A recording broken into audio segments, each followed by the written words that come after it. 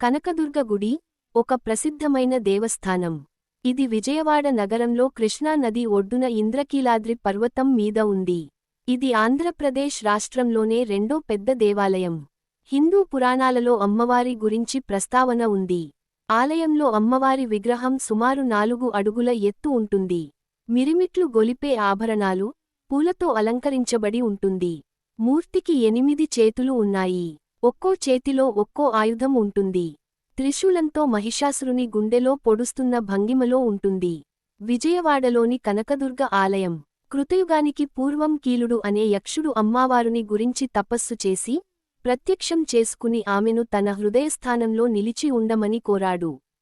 అమ్మవారు కీలుని పర్వతంగా నిలబడమని కృతయుగంలో రాక్షస సంహారం చేసిన తరువాత తాను ఆ పర్వతం మీద నిలిచి ఉంటానని మాటిచ్చింది.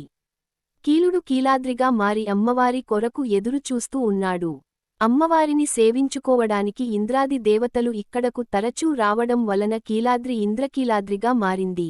ఇక్కడ వెలసిన మహిషాసురమర్దిని ఆమె కనకవర్ణంతో వెలుగుతున్న కారణంగా కనకదుర్గ అయింది.